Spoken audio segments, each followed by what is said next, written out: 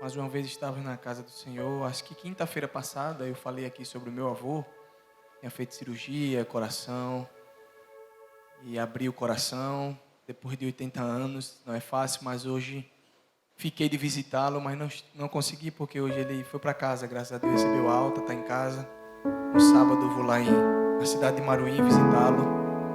Louvado seja Deus, porque nós temos motivo suficiente, meus irmãos, para agradecer ao Senhor. Motivo suficiente. Nós vamos orar agora nesse momento. Nós vamos abaixar nossa cabeça e agradecer a esse Deus que tem sido tão fiel conosco, mesmo nós sendo infiéis para com Ele. Mesmo às vezes nós nos enveredando por alguns caminhos que desagradam ao Senhor, mas Ele permanece fiel. Ele permanece bom, Ele permanece ao nosso lado. Baixe sua cabeça nesse momento, vamos agradecer a esse Deus nessa hora. Senhor, nós estamos diante da Tua presença. Nós queremos louvar o Teu nome. Nós queremos dizer que o Senhor é o único digno de toda honra, glória e louvor. Não há outro além de Ti. Só o Senhor deve ser adorado.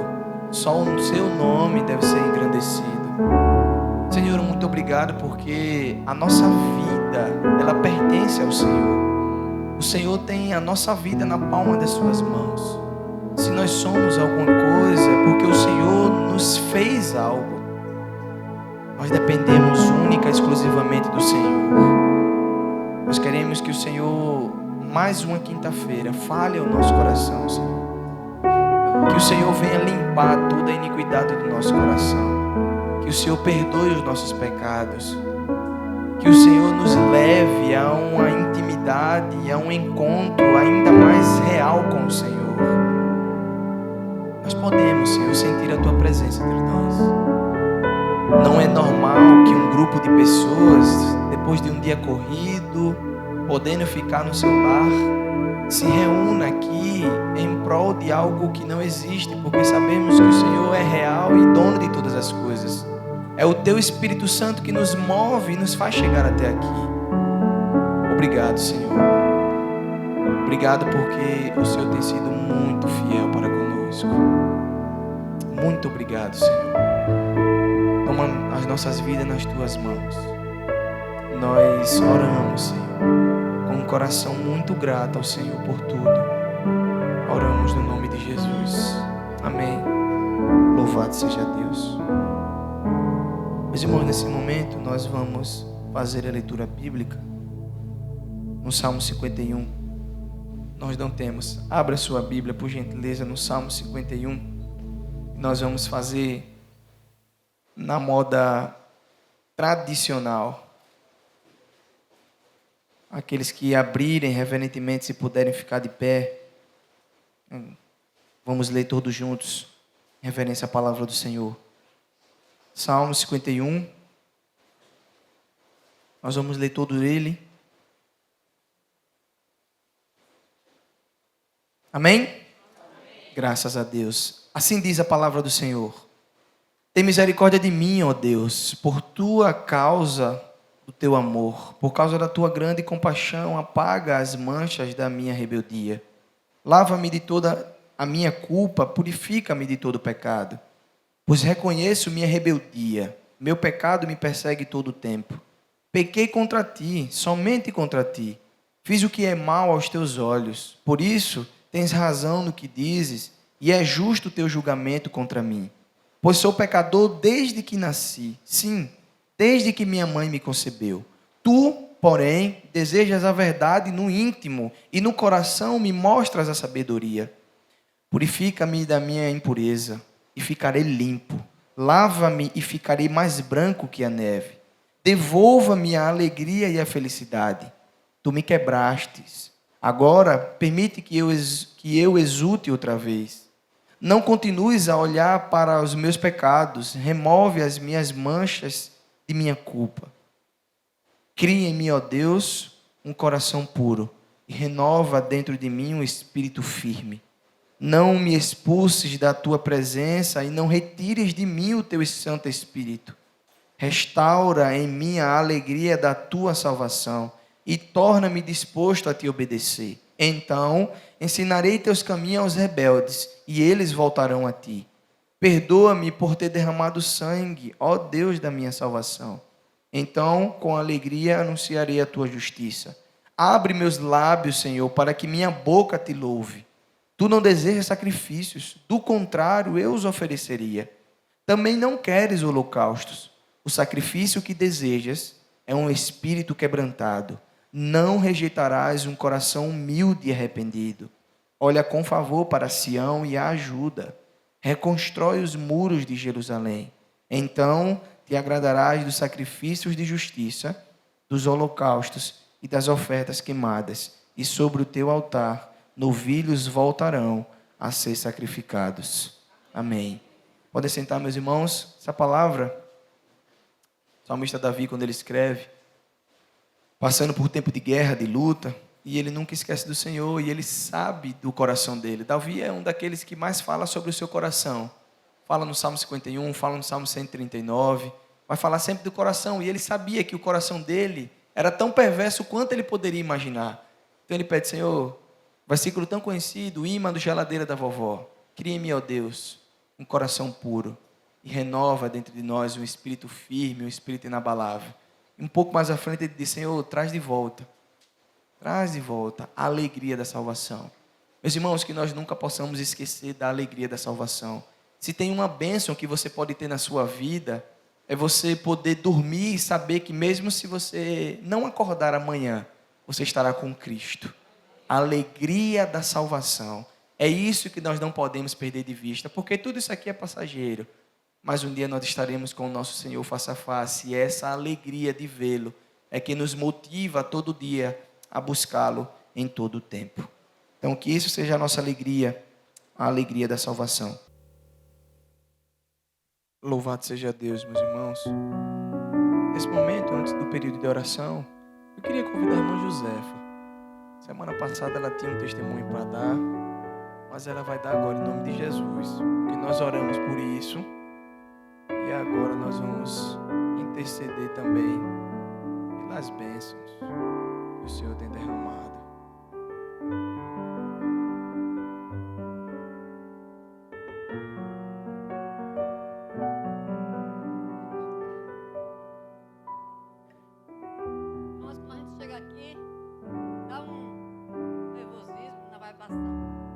A graça e a paz do Senhor para todos os meus amados aqui em Cristo Jesus. O motivo de eu estar aqui nessa noite, a perna um pouquinho já bamba de nervoso, né? É agradecimento, meus irmãos. Agradecer, o Senhor Jesus gosta muito de seus filhos serem gratos, né? Eu sou grata, eu tenho tanta coisa para agradecer. Os irmãos não façam nem ideia, viu? Mas eu vou contar a mais recente. Eu pedi aqui orações pela minha bisnetinha Helena, se lembra, né? A igreja toda orou e foi um sucesso a resposta das orações. A minha netinha ficou, minha bisneta, né? Ficou de peito aberto 12 horas no centro cirúrgico. Não é brincadeira, né, meus irmãos? E eu então, em oração, eu tinha certeza que Deus ia operar mais uma vez nela. Ela nasceu com problema de coração, que eu não entendo muito, não sei nem dizer o que é. Sei que ela nasceu com problema de coração. E essa já foi a terceira cirurgia. E vai trocando, parece com um aparelho, né, conforme a criança vai. Eu não entendo muito bem de medicina, não. Só sei que eu quero agradecer a Deus, primeiramente. Quero agradecer a cada um de vocês, meus irmãos. Muito obrigada, viu? Muito obrigada de todo o coração. Coração de uma mãe, de uma avó e de uma bisavó. Até tataravó já sou, viu? Vocês querem saber quantos netos eu tenho? 15. Entre netos e netas. Querem saber quantos bisnetos? 8 entre meninos e meninas. E querem saber também que tenho 2 tataranetas. Para a honra e glória desse Deus. A mulher casou foi nova, né? Filho eu tive 9, né? Deus já levou 2, tenho 7 ainda. E eu aqui na guerra, na oração, no joelho. Senhor, parei um pouco de ajoelhar porque a dor nas juntas. É a juventude chegando, sabe, irmãos? De 83 aninhos não é brincadeira, né? Eu estou aqui com essa força que Deus me dá, renova todas as manhãs. As misericórdias desse Deus que nós servimos é maravilha pura na nossa vida. E a cada manhã eu digo, eu estou mais forte do que outro. Eu faço tanta coisa na minha casa que os irmãos não fazem ideia. Está ali meu marido para dizer. Eu bodo, eu faço tanta coisa que Deus, Senhor, muito obrigada. Muito obrigada. E agora eu quero uma salva de palmas para esse Deus. Oh, glória. Muito obrigada. Que coisa maravilhosa. Louvado seja Deus. Meus irmãos, isso é motivo de alegria para a igreja do Senhor. É quando nós oramos e essas orações são ouvidas. E conversando também hoje à tarde, a gente vai ver no Salmo 116, versículo 1 e 2, que o Senhor sempre se inclina para ouvir as nossas orações, né? O Senhor sempre está atento sobre as nossas orações. Às vezes Ele pode te demorar um pouco. Você pode achar até que você está num vale, está num momento pedagógico. O Senhor pode não responder de maneira imediata a você. Mas uma coisa eu tenho plena certeza. Das minhas experiências, acredito que os irmãos podem ter a de vocês. Mas o Senhor sempre responde orações. Sempre responde orações. E quando Ele responde, a gente tem que ser grato a Ele. Meus irmãos, é ser grato. Algumas parece que o Senhor responde de uma forma muito mais viva, né? Presencial. Outras a gente nem se dá conta. Outras que o Senhor responde, a gente nem se dá conta. Mas quantas vezes você saiu e retornou e o Senhor guardou você e sua família? Quantas vezes isso aconteceu? Quantas vezes você não tinha talvez aquela conta, aquele dinheiro para pagar aquela conta, e o Senhor parece que pagou a conta para você? Quantas vezes? Eu não acredito que eu fui o único que o Senhor fez isso, não. Meus irmãos, é motivo suficiente para agradecer ao Senhor. Obrigado, irmão José. Obrigado pelo testemunho. Obrigado porque isso só fortalece a nossa fé. Nosso momento de oração agora vai ser por você, assim como a irmã José, que teve talvez durante esse semana passada nós oramos por algo que você ainda queria pedir ao Senhor e queria colocar diante dele. E você ficou de pé e nós oramos por você. E agora nós vamos orar por você que teve a sua oração já respondida pelo Senhor. Sabe aquele algo que você pediu ao Senhor nesse ano e o Senhor respondeu você? Algo específico, eu não estou falando generalizado não. Algo específico. Senhor, eu estou precisando disso aqui. E o Senhor respondeu a sua oração. Eu já estou de pé. Porque eu acho que o Senhor me deu tanto esse ano que eu não posso nem... Sabe? Estou de pé já. Mas eu tenho certeza que eu não sou o único que orou ao Senhor e o Senhor respondeu de maneira pontual. Meu filho, está aqui a sua bênção. E nós vamos agradecer a esse Deus nesse momento. Se é o seu caso, fique de pé em nome de Jesus. Nós vamos orar nessa hora. Nós vamos orar a esse Deus, a esse Senhor. Eu vou pedir ao querido pastor Martins que faça essa oração aqui, por favor. Agradecendo a Deus pelas bênçãos. Pai Santo, nós te louvamos, nós te engrandecemos, porque reconhecemos, ó Pai, as tuas grandezas, os teus favores em direção a nós, os teus filhos, mesmo que nada, Senhor, mereçamos das tuas mãos. Mas obrigado pelas providências, pelas bênçãos, pelo aconchego familiar, pelo aconchego eclesiástico. Ó Deus, pela tua palavra que nos alimenta, nos enriquece, ó Deus, e também nos dirige, nos disciplina. Pai Santo, nós te rogamos que as tuas bênçãos continuem recaindo sobre o teu povo, sobre a tua igreja. Ó Deus, dando condição ao teu povo de fazer a tua obra, viver na tua paz, na tua presença. Ó Deus, e que cada meta, cada objetivo, Senhor, que tenhamos, possam ser atingidos de acordo com a tua vontade, com o teu querer, para a bênção nossa, mas sobretudo, ó Pai, para a glorificação do teu nome e para a edificação do teu reino aqui na face da terra. Abençoa o ministério desta igreja, Senhor, todos aqueles que a compõem. Ó Deus, abençoa todos os demais ministérios da música, da educação religiosa. Enfim, Senhor, todos aqueles que estão imbuídos de fazer a tua vontade. Pai Santo, obrigado por tudo. E que a tua graça e misericórdia continue nos acompanhando. Em nome e pelo amor de Jesus. Amém. Paz, irmãos. Estamos aqui fazendo ajustes diante diante da pane do notebook que nós temos aí. E ele vai para conserto. E estamos aí fazendo alguns ajustes nessa área. Que é uma área que não temos como mais retroceder, né? Usarmos os recursos que temos. Hoje à tarde nós estivemos aqui com os pastores da sede, no encontro que fazemos pelo menos mensalmente, além do encontro de obreiros e seminaristas, e foi um encontro muito proveitoso. E aqui nessa noite estamos aqui para glorificar o Senhor. Eu gostaria de orar um pouco mais com os irmãos essa noite. E esse tema da mensagem, pensar nisso, nos vem ao encontro para nós podermos estruturar aquilo que nós pensamos, a forma que pensamos, o que pensamos, né? E é assim, muito proveitoso, como todo o tema bíblico. Então eu espero alcançar, pela graça e misericórdia de Deus, o objetivo nessa noite. Qual é o objetivo? O objetivo é que nós possamos pensar numa perspectiva bíblica, pensar numa perspectiva divina, não é? Então, se nós alcançarmos esse objetivo, de tal forma que os irmãos entendam, então nós alcançamos o objetivo.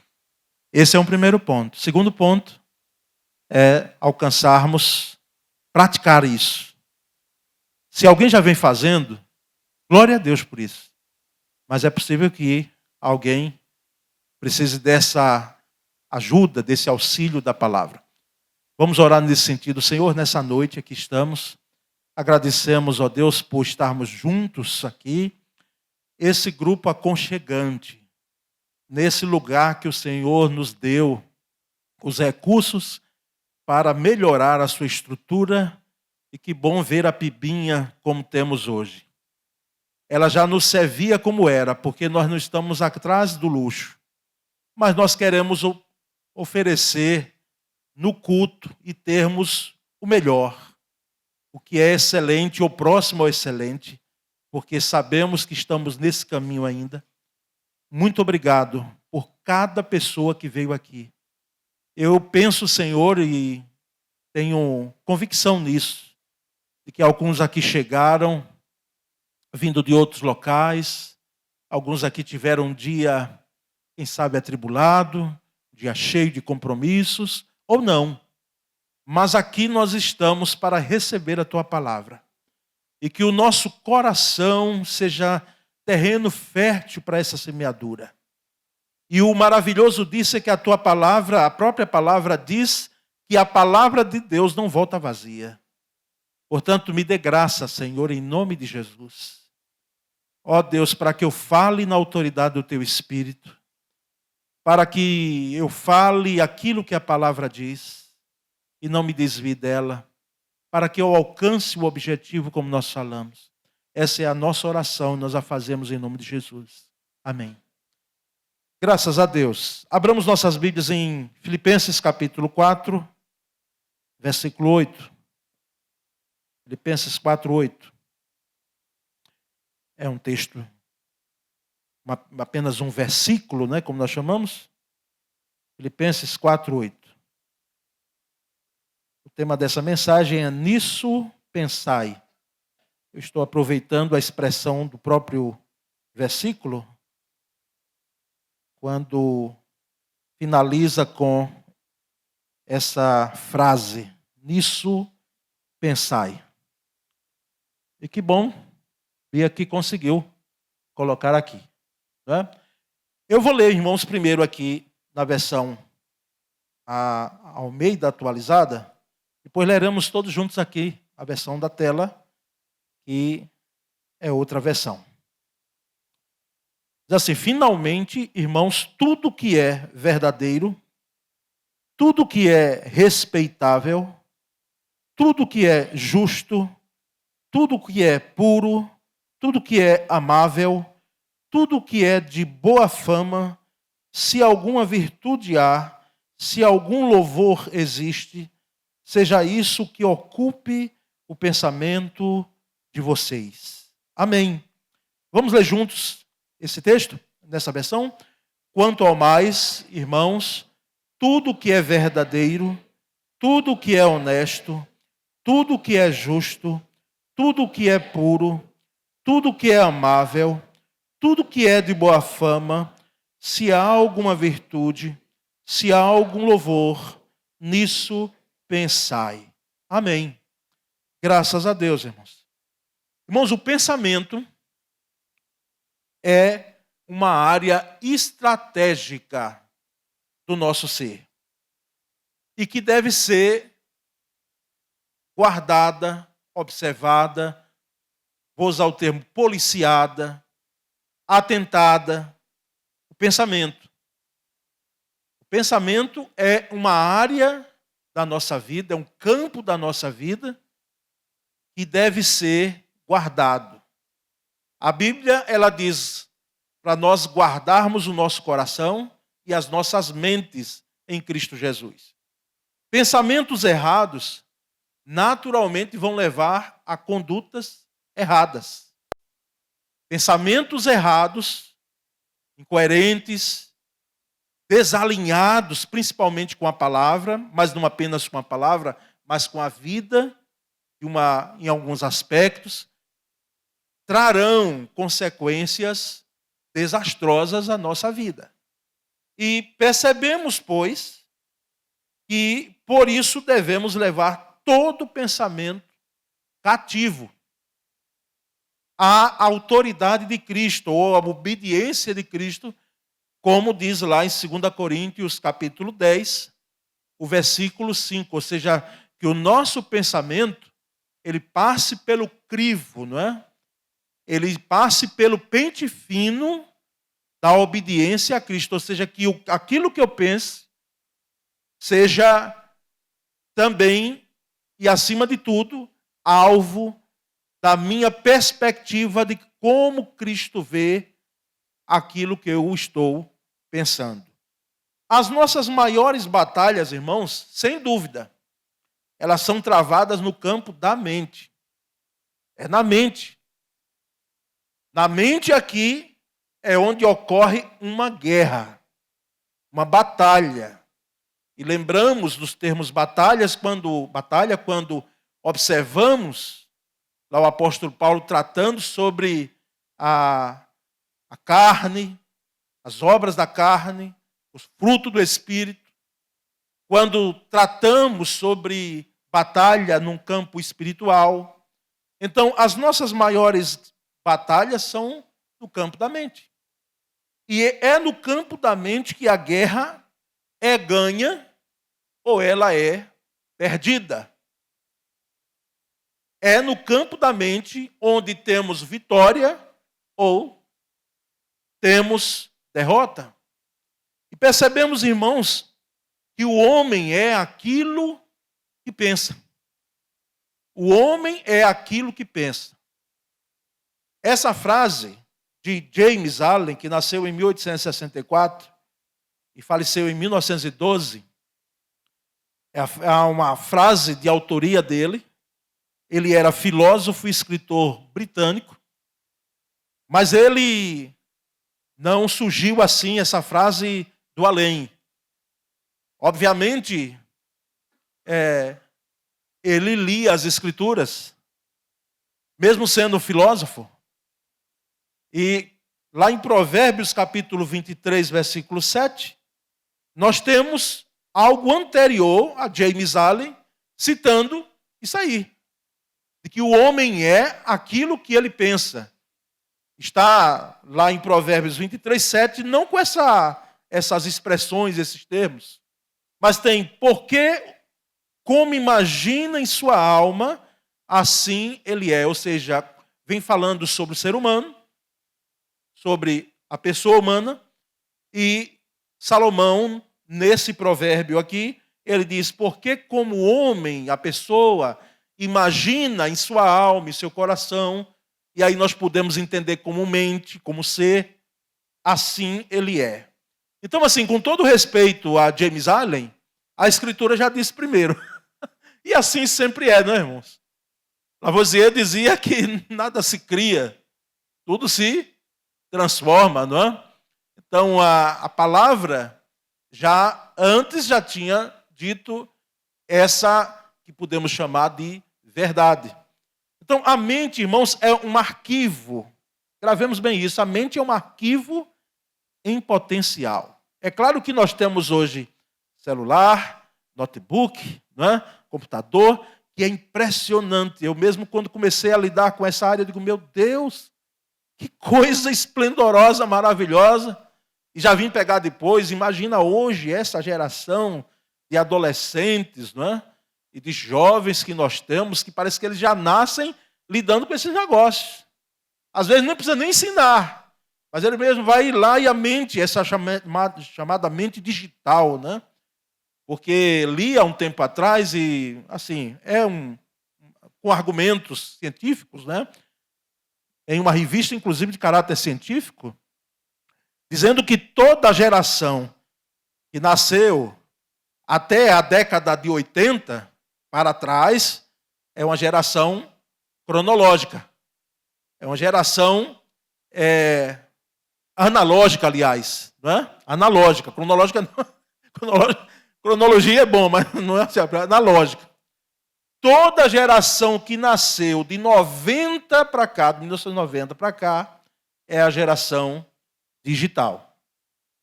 E nós percebemos, irmãos, que essa mente grave. Eu lembro de irmão querido, nessa andança ministerial, ele foi viciado, infelizmente, em pornografia há muito tempo. E eu fico pensando hoje, naquele tempo, a pornografia daquele tempo, porque hoje, certamente, muito mais apurada, muito mais depravada, e ele, às vezes, em alguns cultos de oração, e ele repetia aquele pedido, não é? Coisa que no culto de oração, às vezes, a gente, com certo tempo, com alguma pessoa, a gente já imagina que pedido vem. Quer dizer, eu peço aos irmãos que orem por mim, porque é travada na minha mente as imagens que, infelizmente, eu vivi em minha vida pregressa, e eu sabia o que era aquilo. Eram as imagens que ficaram inoculadas, que, vez por outra, vinha na sua mente como um dardo inflamado de Satanás, não tenho dúvida. E que vinha sobre ele, quem sabe, com acusação, né? Com acusação. Está vendo o que você fez? Como é que pode você hoje estar aí sendo um crente, um cristão? Note o que você fez. E conta a história, não é? E o próprio Lutero é quem é o autor dessa história, né? Diz que uma vez Satanás se apresentou a ele, né? Martinho Lutero. Disse, Lutero, veja aqui os seus pecados. Não é? Aí mostrou uma lista de pecados. Não é? Já pensou isso acontecendo comigo, com você? Porque nós pecamos, não é? Nós erramos. E teologicamente esse erro não é um erro como o erro dentro de um nível que não é o teológico, o bíblico teológico. Quando erramos, biblicamente e teologicamente falando, isso é chamado pecado, transgressão, né? E diz que Lutero disse, não, tem esses aí e outros mais, mas de todos esses, Jesus Cristo, o sangue de Jesus Cristo já me purificou de todo o pecado. Já me purificou de todo o pecado. E a palavra para aquele irmão era aquela quando ele sentou em minha frente e abriu o coração. Eu digo, meu irmão, hoje nenhuma condenação há para os que estão em Cristo Jesus. Nenhuma culpa o irmão tem. O irmão está vivendo as sequelas e os dardos inflamados, a opressão, porque aprendamos muito bem para jamais a gente esquecer. Satanás, ele não tem o poder de possuir um crente. Possessão não, mas opressão, irmãos, infelizmente vem. E vem muitas vezes de forma variada, diversa. Então, a mente é esse arquivo em potencial. E o apóstolo Paulo, então, aqui, nesse texto, nesse versículo 8, que nós vamos ver primeira mensagem hoje e outra mensagem em outro tempo, né, em outro momento, onde hoje traremos apenas 3, porque, irmãos, veja bem, aqui é um oceano. E eu vou apenas reduzir. Porque se nós pudéssemos pegar apenas uma dessas expressões, quem sabe trabalharíamos muitas e muitas mensagens advindas. Não pela competência do pregador ou dos pregadores, mas pela palavra que é uma fonte. É uma fonte. Não me admira. Hoje não. Talvez lá no tempo de seminarista, pastor Júnior, eu questionei. Quando fiquei sabendo que durante um ano a igreja pregou só sobre o amor, o pastor daquela igreja. Amor, amor, toda a mensagem, os irmãos. E aí lembro de ler no livro, não é? Diz que alguém chegava e disse, pastor, qual é o tema da mensagem? Diz, amor. Então, amor, amor, amor nas suas vertentes, né? E naquele tempo eu dizia, meu Deus, será que não tem outro? A Bíblia é tão imensa, tão preciosa. Mas nós sabemos, irmãos, que os três que trabalharemos hoje, essas três, vamos dizer, virtudes, né? Esses três primeiros aspectos dessa lista, não é? Que o apóstolo Paulo menciona, que deve ocupar a nossa mente, deve ocupar o nosso pensamento. E o primeiro está aí que nós lemos, nós devemos pensar tudo o que é verdadeiro. Tudo o que é verdadeiro. E a ideia de verdadeiro aqui é aquilo que é real, aquilo que existe, e não aquilo que é irreal. Existem algumas questões que pensamos que são irreais. Elas estão povoando o nosso pensamento, mas se você apertar, não sobra nada. Não tem nada. São questões irreais e que povoam nossa mente ali. Mas a ideia aqui de verdadeiro é aquilo que é real, mesmo sendo espiritual. Porque quem disse que aquilo que eu não posso ver não existe? Nós percebemos muito bem, inclusive na própria natureza. Eu nunca vi. E tenho certeza que ninguém viu o vento. A brisa. Não. Mas nós sabemos que ela existe. Sabemos que ela existe. E assim, outros fenômenos da natureza. Aqui, a ideia de verdadeiro, irmãos, que nós devemos pensar, tudo que é verdadeiro, é em oposição ao que é falso. Aquilo que é falso. E a falsidade em si mesma. Essa é a ideia. Quando o apóstolo traz, olha, pensa em tudo o que é verdadeiro. Ou seja, não pensem em coisas falsas, daquilo que é falso. Pense no que é verdadeiro. Não peguem o caminho da falsidade. E falso hoje existe, e falsidade existe na humanidade. Falso existe hoje, inclusive, nos centros, nos meios religiosos. São falsos, às vezes.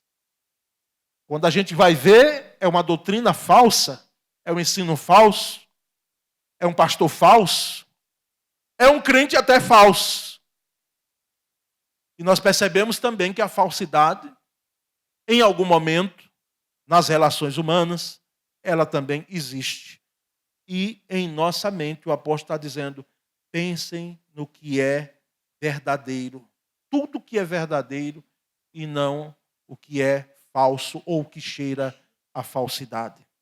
Muitos dos nossos pensamentos, irmãos, eles povoam a nossa mente ou ocupam a nossa mente, mas eles são imaginários. Eles são imaginários. Eles só estão aqui. Alguns medos, algumas fobias, não é que não existe. Existe medo, existe fobia. Inclusive, eu já relatei aqui experiências em algo que eu pensei que era tão real. E não era. Era algo diferente, era outra coisa. Mas nós sabemos que existem medos, fobias, que são irreais. Pensamentos que são irreais. Que nunca aconteceram ou envolvem questões fora do controle da pessoa. Nunca aconteceram e nunca acontecerão, quem sabe.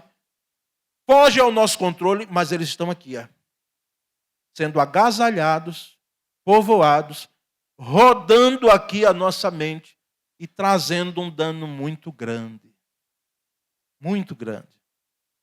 Não é pouco dano quando nós pensamos em algo que não existe. Mas esse é o primeiro ponto a se destacar. Devemos pensar tudo o que é verdadeiro. Tudo o que é verdadeiro. Segundo, nós devemos pensar, irmãos, também tudo o que é honesto.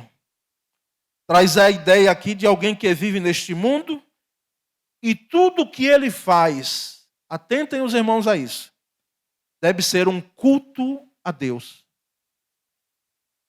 A pessoa honesta, nesse sentido aqui, veja bem, honestidade pode existir até no coração de um ateu, na vida de um ateu, de um agnóstico. Talvez você conheça gente que nunca entrou numa igreja, mas essa pessoa é honesta. Ela é íntegra nesse sentido dela ter relação, vamos usar o lado financeiro, o caráter. Ele tem e é íntegro. Mas aqui o sentido de honesto é a ideia de alguém que vive e ele vê a perspectiva de tudo que ele faz, tudo que gira ao seu retorno, ao seu entorno e tudo que se passa na sua mente como culto a Deus. Um culto a Deus. Nós estamos aqui em um culto público. Mas a ideia de culto para nós é esse aqui, que é num culto coletivo, não é? E público, porque não está ninguém impedido de entrar por aquela porta. Mas quando saímos daqui, entendemos que o culto continua. O culto continua. O culto continua em nossa vida, em nossa casa. Porque a nossa vida deve ser um culto. Por isso que Paulo, escrevendo, o apóstolo, em Romanos capítulo 12, ele diz que o nosso culto deve ser racional nesse sentido. De que a minha vida seja um culto a Deus. A minha vida seja um culto. E a mente que se encontra e que se concentra em assuntos desonestos, irmãos, desonestos, corre o perigo de tornar-se desonesta. Uma mente desonesta, ela naturalmente, ou pensamento desonesto, melhor dizendo, vai levar uma pessoa a ser desonesta. Mesmo que surja o pensamento, mas logo em seguida vem a ação, basta uma oportunidade. É só uma questão de tempo. Oportunidade e tempo. Aquilo que está em minha mente, que é desonesto, será traduzido no momento apropriado, maleficamente, infelizmente, lamentavelmente, como uma ação desonesta. Honestidade, irmãos, é o contrário da duplicidade de caráter. Alguém que tem um caráter duplo, uma vida dúbia, você não sabe quem é. Às vezes é alguém que é um crente daqueles muito zeloso, espiritual, uma bênção que a gente pode dizer. Mas naquele mesmo corpo, naquela mesma mente, em alguma situação, a pessoa se apresenta de uma forma e pensa de uma forma totalmente diferente daquela primeira.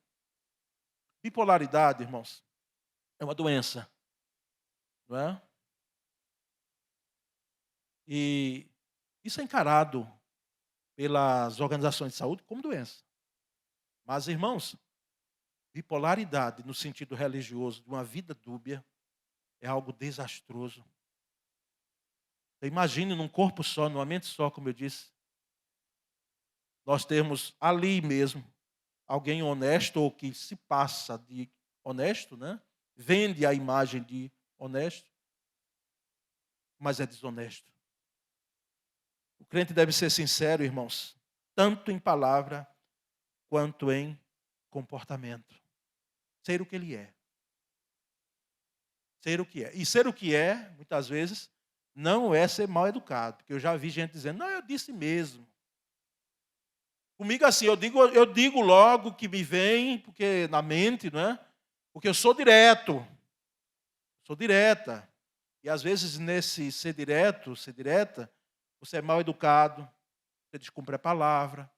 Porque você pensa que falar a verdade, você precisa machucar o outro.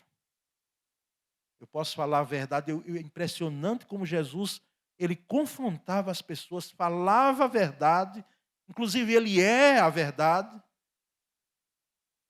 fazendo a pessoa refletir quem ele era, quem ela era.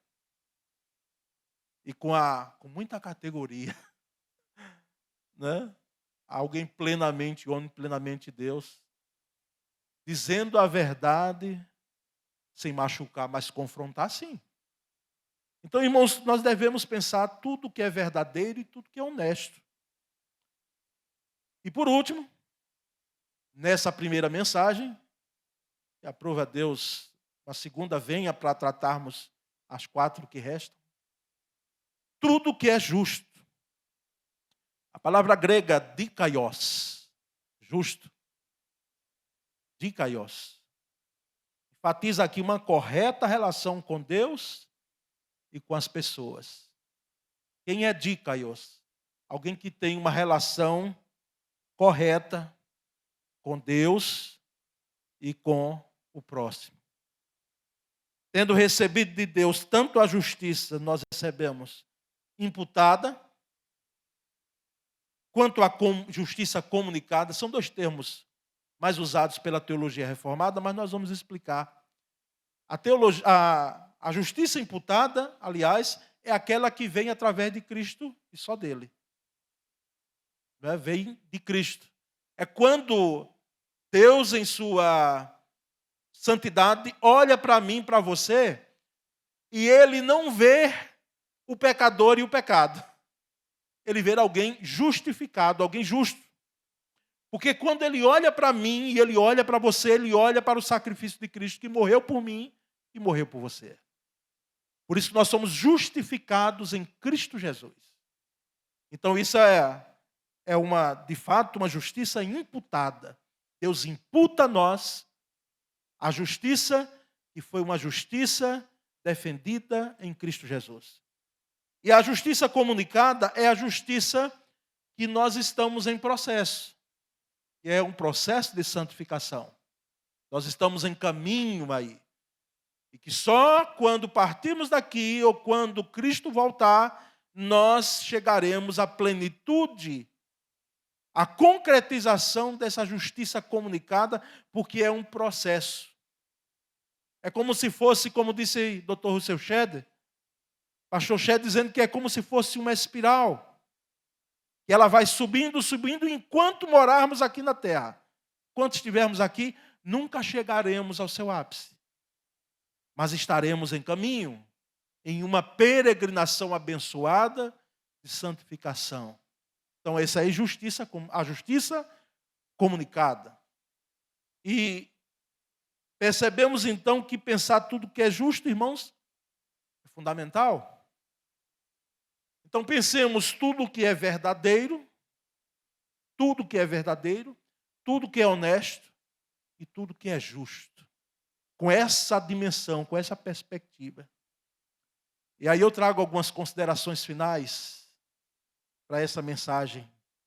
Primeiro, nossa mente, irmãos, é a raiz de nossas ações. Nossa mente é a raiz de nossas ações. E é através de nossa mente que nossas afeições são despertadas.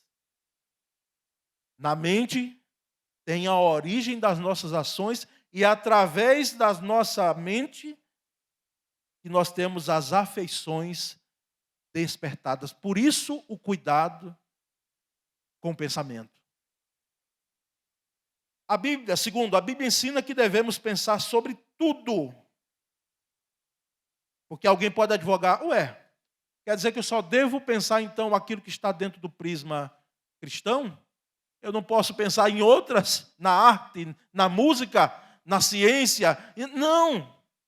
O apóstolo Paulo foi tão claro, ele disse, em tudo, Nós podemos e devemos pensar em tudo nesse sentido.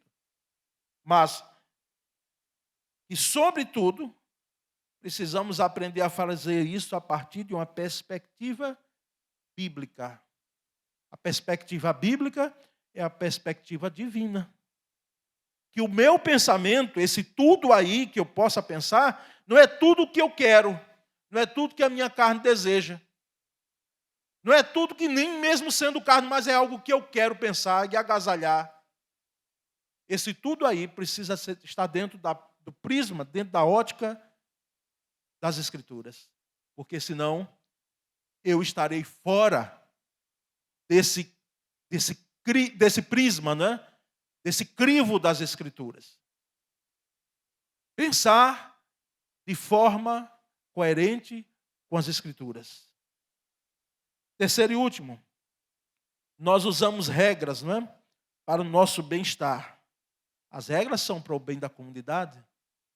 Nós temos leis hoje porque sem elas nós teríamos o quê? Uma anarquia, um sistema de anarquia, onde a pessoa faria o que viesse na cabeça. Então nós temos hoje regras, nós temos hoje leis, não é? E devemos nos submeter a elas. Elas são fruto do entendimento humano, daqueles que são os legisladores e que são tidos como representantes do povo. Não é? Mas, irmãos, Deus nos dá princípios. Nunca entendamos regras como... Aliás, nunca entendamos princípios como regras. Porque princípios, eles estão muito acima de um regramento. O princípio faz parte da essência. O princípio passa ano, entra ano, sai ano, passa tempo, passam eras, passam gerações, mas o princípio continua ali. Mas as regras, elas se modificam. Elas se modificam com o passar do tempo, se modificam com a própria sociedade, que vai tendo outro entendimento. Então, Deus nos dá princípios para que a nossa vida reflita a imagem de Jesus Cristo. Então, quando o apóstolo Paulo vem e diz, olha, pense em tudo que é verdadeiro, pense em tudo que é honesto, pense em tudo que é justo, ele está dizendo, pensem como Jesus. Tenham a mente de Cristo nesse sentido. E a própria Escritura diz que nós temos a mente de Cristo, né? Irmãos, é uma afirmação muito forte das Escrituras. E que sentido é? Que eu devo pensar como Jesus pensa. E alguém pode se admirar e dizer, mas Jesus é Deus? É homem, mas é Deus? Mas o que é que nós somos? Nós não somos seguidores do Cristo? Nós não somos discípulos de Jesus Cristo? Nós não devemos andar nas pegadas do Mestre? Então, nós devemos pensar como ele pensa. Quando ele vê uma pessoa, como é que Cristo vê? Como é que Cristo olha determinadas ações, temas da vida humana? Condutas, posturas? Como é que Cristo olha? E aí nós trazemos 3 perguntas que vão ajudar o irmão, a irmã. Vão nos ajudar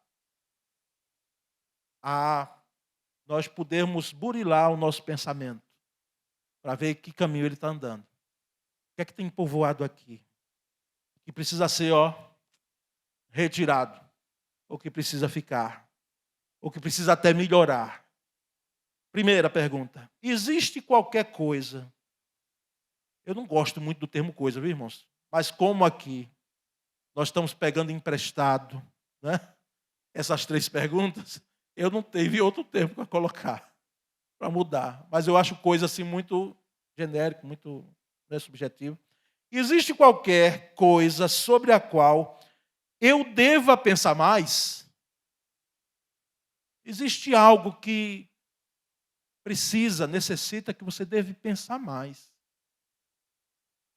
Eu lembro da expressão das Escrituras de pensar nas coisas que são do alto. Porque quem sabe, nós temos pensado muito sobre a terra. Parece que houve uma virada do eixo. Porque antes se pensava, e a gente hoje já houve essa crítica, se pensava tanto no céu e não se pensava na terra. Tanto é que os nossos hinos podem ver aí no cantor cristão muito sobre o céu. Os de hoje não, é como viver na terra. Como viver na terra, como vencer na terra, né? Como ter vitória na terra. Antes não, a Inódia dizia, é céu para mim. Que pensemos na terra, mas que não nos esqueçamos de pensar no céu, porque nós somos como peregrinos aqui. Então, existe qualquer coisa sobre a qual eu deva pensar mais? Sonde aí. Segundo, existe qualquer coisa sobre a qual eu deva pensar menos? Está muito aqui, ó. Eu devo pensar menos. Ou nem sequer pensar nada. Algo que está aqui presente, burilando, povoando a minha mente, está aqui alimentando algo que eu devo pensar menos. Porque está muito. E não é o pensamento de Deus, de agradar a Deus, de cumprir. São questões, quem sabe, da nossa vida que está muito aqui. Muito aqui. Terceira e última pergunta. Existe qualquer coisa sobre a qual eu deva pensar de outra maneira, de forma diferente? Olhe, irmãos, tem gente, e eu não estou isento não, mas eu peço a Deus misericórdia às vezes. E quando coloca uma coisa na cabeça, você conhece alguém assim? Tem gente quando inocula um pensamento na cabeça, ela coloca ali e só Deus para tirar. Para pensar diferente. Ela só vê aquela forma. Mas será que não tem outra maneira de você pensar? Algumas discussões, aliás, algumas não, eu diria muitas discussões em família, principalmente dos cônjuges, nasce daí. Porque tem um que coloca na mente, pronto, aí só o Espírito Santo de Deus para tirar. Não tem argumento que faça com que aquele homem, aquela mulher, aquela esposa, ela vê, não é pelo menos ouvir o outro. Isso deve ser natural. Mas será que existe qualquer coisa sobre a nossa vida que nós devemos pensar de outra maneira? De outra forma? Para finalizar, falamos em Lutero, né?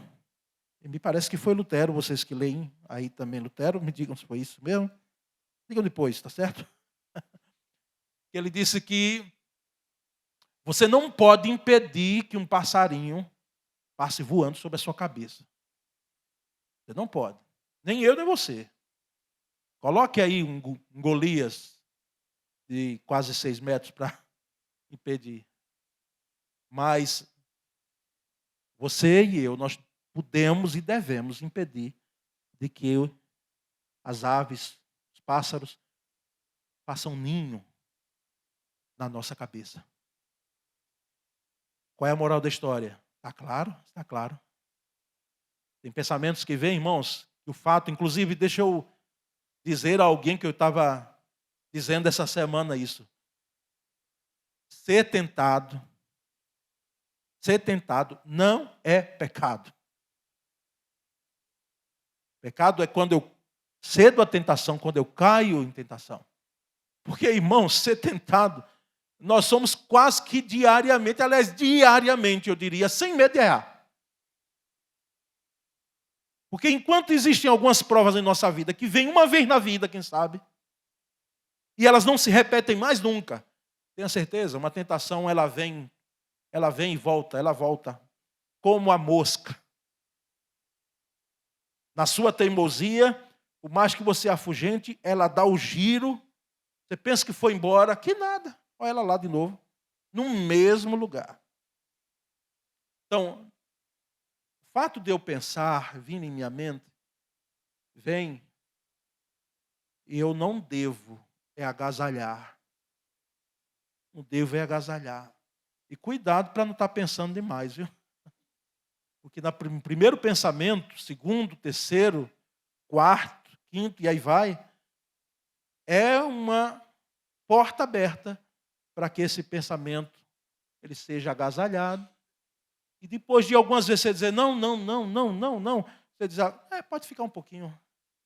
Fique um minuto aí, depois eu tiro você da mente. E nesse tempo, nós podemos fugir daquilo que é verdadeiro, honesto e justo. Que a graça de Deus, o Espírito Santo de Deus, completa essa mensagem em minha vida e sua vida. Amém? Vamos orar? Senhor Deus, nessa noite, nós aqui estamos diante desse versículo, Senhor, que é maravilhoso para nós no tempo de hoje, onde percebemos a nossa mente um campo de batalha. Nós, ó Deus, te agradecemos pela palavra, como ela nos orienta, como ela nos traz à mente aquilo que nós devemos pensar de forma saudável. Muito obrigado, Senhor, nessa noite. Nós te louvamos e te pedimos, Senhor, que em nome de Jesus nós possamos ter saúde nos pensamentos.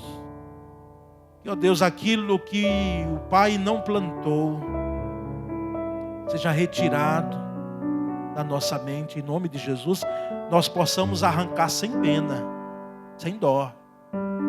Porque não nos trarão saúde, ao contrário, nos trarão desgraça a nós e a outros que nos amam. Portanto, ó Deus bendito, sejas tu engrandecido nessa noite, através dessa palavra, e que ela gere crescimento em nosso coração, em nossa vida. E nós oramos em nome de Jesus. Amém. Vamos, irmãos, ter o canto do hino. Vamos ao Senhor com esse último hino, ao tempo que estaremos dedicando aqui no gasofilácio para a manutenção desse ministério, dízimos e ofertas.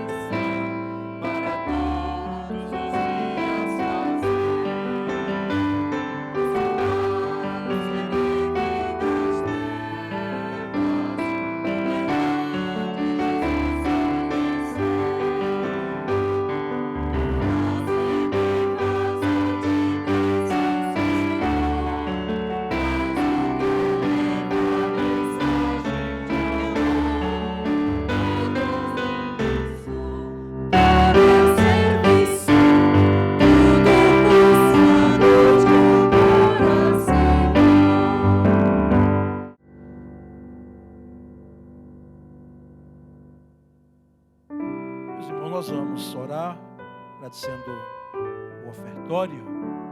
Nesse momento eu gostaria de pedir à irmã Maria, ou daí, Maria, ou aqui, pudesse orar, né? Maria Dantas, nossa presidente da União Feminina. Pode orar, minha. Deus e Pai, nós te damos graças, Senhor, por mais uma oportunidade que temos de estar na tua casa, Amém. orando, louvando e bendizendo o teu santo e excelso nome, como também, ó Deus, recebendo a tua palavra, nós possamos, ó Deus, colocar nossas mentes, nossos corações, cumprir de acordo com a tua vontade. Nós te agradecemos, ó Deus, pelas contribuições, pelas ofertas, pelas possam, ó Deus, serem usadas para o teu reino, Aleluia. para o engrandecimento da tua obra aqui nesta terra. Glória a Perdoa as Deus. nossas faltas e nos leva em paz para os nossos lares, em Sim. nome de Jesus. Amém. Graças a Deus. Glória a Deus. Irmãos, domingo, pela graça de Deus, estaremos aqui pela manhã. A extraordinária, era um assunto pontual, de venda de um imóvel, e amanhã vamos bater o martelo, já decidimos em conselho encaminhar o assunto, mas como teremos amanhã à noite, tá certo, líderes? Os que puderem amanhã à noite, sexta-feira, 19 horas, reunião do conselho, aqui estaremos no domingo pela manhã, né? E à noite também, cultuando, pregador de fora, à noite, um dos preletores desse congresso que vai ter na Memorial a partir de amanhã, sobre inclusão, ele estará conosco à noite, tá certo? Pregando a palavra. E só adiantando, o mês de dezembro, dia 8 de dezembro, que é um domingo, dia da Bíblia, nós queremos fazer uma jornada, né, de oração, aliás, de oração. Devemos fazer de oração também, mas de leitura bíblica, não é? Desta feita. Estamos vendo aí se fazemos ininterruptamente, ou seja, começarmos de Gênesis 1:1 e irmos até o final do Apocalipse sem parar. Ou termos aqui durante manhã, tarde e noite, né, a leitura, cessamos à noite para dormir e voltamos no outro dia, de forma que nós queremos ler a Bíblia toda, né? Ler a Bíblia toda. Uma igreja em São Paulo fez, levaram 3 dias, né? 2 dias e pouco, quase 3 dias para ler toda a Bíblia, é o que nós queremos. Fizemos um ano atrás aí, lendo pelo WhatsApp, lembram? Os irmãos que participaram, até de madrugada tinha gente lendo a palavra lá, gravando. Hoje vai ser, esse ano nós queremos fazer presencial, tá certo? E queremos ver o provão bíblico também, sem perguntas bíblicas. Esse, irmãos, nós vamos, estamos vendo aí, mas vamos ver a data que não será possivelmente no dia 8. Mas aí nós comunicamos no domingo que vem, tá bom? E dia 22, já comunicando aos irmãos que pretendem estar conosco, nós vamos celebrar o Natal, tá certo? Não será no dia 24, nem será no dia 25. Será no dia 22, no domingo, nós estaremos aqui celebrando o nascimento de Cristo Jesus. Nós vamos colocar em pé, com a bênção, vamos estar encerrando o culto dessa noite, mas o culto continua, né? Vai continuar quando você sair daqui, voltar para sua casa, a vida é um culto, mas vai continuar também lá na quadra, no momento de comunhão, de degustação. Então, os que puderem chegar até a quadra, será muito bom estarmos juntos ali, tá bom? Deus abençoe. Eu queria só saber se tem gente que está nos visitando. Eu gostaria que levantasse a mão, né? Eu vendo uma mãos lá atrás. Por gentileza, diga o seu nome aqui do lado direito. Aqui o seu. Oi? Cleane, né? Está ligada à irmã Nalva. É filha. Pronto, agora é que eu estou identificando aqui melhor. E aqui atrás, Iris. Quero dizer a vocês que vocês são bem-vindas aqui. Uma alegria ter vocês aqui nessa noite. Tá bom? Esperamos que em outro momento possam estar conosco. Rápido agradecimento, irmãos, para não passar. Nos ajudaram na direção, na música, aqui, tocando. Lá também funcionários e diáconos, lá na recepção. Deus os abençoe. E também as que já estão nos aguardando lá para a saborosa degustação e a conversa que teremos lá no momento de comunhão. Com a bênção, estamos encerrando o culto dessa noite. Que o amor de Deus, o Pai, a graça de Jesus, o Filho, e a doce e poderosa comunhão do Espírito Santo seja conosco hoje e sempre. Podemos dizer amém.